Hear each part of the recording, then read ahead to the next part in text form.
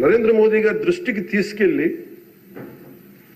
కేంద్ర నాయకత్వానికి తీసుకెళ్లి ఆ రోజున మాకు ఇది కావాలి, మీరు చెయ్యాలి అని చాలా ఇంపాసిబుల్ టాస్క్లు అడిగాం అధ్యక్ష. ఆ రోజున ముఖ్యంగా విశాఖ స్టీల్ ప్లాంట్ అధ్యక్ష. విశాఖ స్టీల్ ప్లాంట్ అధ్యక్ష మీకు తెలిసిందే ఇది, కానీ ఒకసారి మన అందరం కూడా దీన్ని గుర్తు చేసుకోవాల్సిన అవసరం చాలా ఉంది అధ్యక్ష. ఇది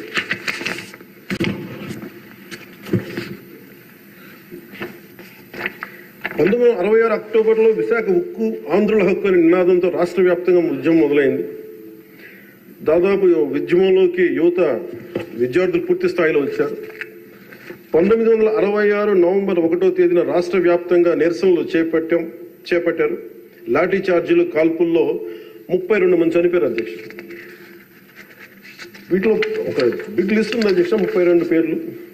ఉదాహరణ కొన్ని పేర్లు చూస్తున్న అధ్యక్ష: టి సన్యాసిరావు, అంజూరి అప్పారావు, తంగిళ్ళ సత్యం, పోలినేని ఏసయ్య, మస్తాన్, హబీబుల్లా రెహమాన్, బాలమురళీకృష్ణ, సాంబశివరావు, పరాంకుశ్ దాస్.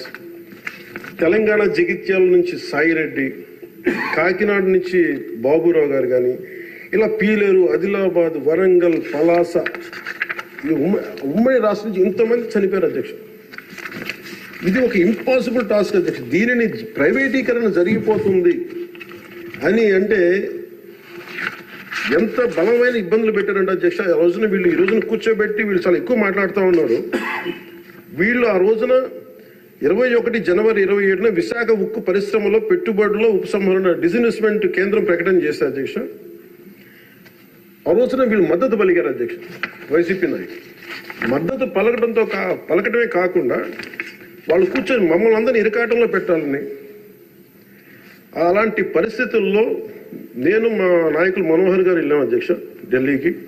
వెళ్ళి ఇక్కడ సభ జరిగింది. సభ జరిగితే మేము ఆ రోజున కేంద్ర మంత్రి, హోంమంత్రి శ్రీ అమిత్ షా గారిని కలిసాం అధ్యక్ష. ఉక్కు ప్రైవేటీకరణపై నిర్ణయం మీరు పునరాలోచించుకోమని చెప్పాను అధ్యక్ష. ఒకటే చెప్పాను అధ్యక్ష, ఈ రోజున ఇంతమంది చనిపోయారు, దాదాపు 32 మంది. మా ఆంధ్రప్రదేశ్లో తెలంగాణకి తెలంగాణ అన్న భావం ఉంటుంది. మా ఆంధ్రప్రదేశ్కి దురదృష్టం ఏంటో దౌర్భాగ్యం తెలియదు. మాకు ఎప్పుడు కులాల భావం తప్ప మేము ఆంధ్రులు అనే భావన మాకు లేదు. ఒకే ఒక్క చోట ఆంధ్రులు అనే భావం ఎక్కడ వస్తుందంటే విశాఖ స్టీల్ ప్లాంట్ ఒక్క దగ్గరే ఆంధ్రులు అనే హక్కు భావన వస్తుంది. అంటే మేము అది నేను చాలాసార్లు అనుకుంటూ ఉంటాను అధ్యక్ష, ఎందుకు విశాఖ ఉక్కు అనుకనే ప్రతి ఒక్కరికి ఒక ఏకత ఉంటుంది. దాంట్లో ఐడెంటిటీ ఎందుకు ఉంటుందని ఆలోచిస్తే అధ్యక్ష, 32 మంది యువకుల బలిదానం, దాని శక్తి దానికి ఉంటుంది అధ్యక్ష. అది కదిపేస్తుంది. అలాంటిది నేను ఒకటే చెప్పాను, మేము వెళ్ళి సార్ ఇది కనుక మీరు చేయగలిగితే అది ఎవరి చేతుల్లో లేదు, అది మీరు పెద్ద మనసుతో ఆలోచించి డిస్ఇన్వెస్ట్మెంట్ చేయమంటే వాళ్ళు ఒకటి చెప్పారు అధ్యక్ష. మేము గతంలో మీరు ఈ మినీరత్న కంపెనీ ఉంది అధ్యక్ష, దానికి డ్రెడ్జింగ్ కార్పొరేషన్ ఆఫ్ ఇండియా అని, దాన్ని తీసుకోగలిగే కానీ దీన్ని తీసుకోలేమని చెప్పి మాకు కూడా ఏం చెప్పారంటే అధ్యక్ష, ఇది ఇంపాసిబుల్ అన్నట్టుగానే చెప్పారు అధ్యక్ష ఆ రోజున. కానీ నేను 2 చేతులు జోడించి మా ప్రయత్నం మేము చేశాం అధ్యక్ష. అదృష్టవశాత్తు గౌరవ ముఖ్యమంత్రి గారు ముందుకు తీసుకెళ్లారు అధ్యక్ష. ఈ ప్రపోజల్ని చాలా బలంగా తీసుకెళ్లారు ఆయన. అదే ప్రభుత్వం నిన్న అంత గొడవ చేసిన నాయకులు నిన్న వాళ్ళు ఏం చేశారంటే అధ్యక్ష, గతంలో దానిని స్టీల్ ప్లాంట్ ని ప్లాట్గా ముక్కలేసి అమ్ముకోవడానికి సిద్ధపడిపోయారు అధ్యక్ష. Really it's shame. నేను మొన్న స్టీల్ ప్లాంట్ సంఘాల నాయకులు నా దగ్గరకు వస్తే అడిగాను, ఆ రోజున మీరు అంత గోల చేశారు కదా, మీరు మేము ఉన్నప్పుడే ఇంత గోల చేస్తారు, గౌరవ ముఖ్యమంత్రి గారు ఉన్నప్పుడే ఇంత మీరు చాలా ప్రజాస్వామ్యం ఇంత గోల చేస్తారు, ఆ రోజు అతను ఉంటే ఒక్కళ్ళు నోరెత్తుపరంటే కొడతారని భయమా మీకు అన్నాడు కామ్గా.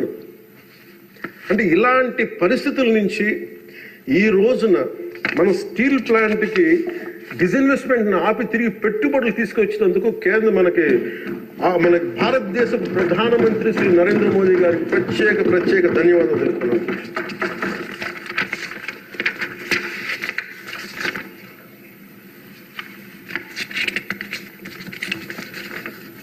ఆ రోజు విశాఖ స్టీల్ ప్లాంట్ పరిరక్షణకి అఖిల పక్షం ఏర్పాటు చేయాలని మేము అడిగితే అధ్యక్ష, వాళ్ళకి గత ప్రభుత్వ నాయకుల్ని రాష్ట్ర ప్రభుత్వం స్టాండ్ ఏమిటో చెప్పాలంటారు.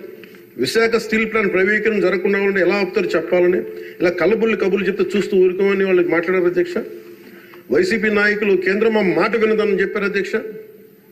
పదవులు కావాలి, బెయిల్ కావాలని అడిగితే స్టీల్ ప్లాంట్ ఎక్కడి నుంచి వస్తుంది అధ్యక్ష? కేంద్ర ప్రభుత్వం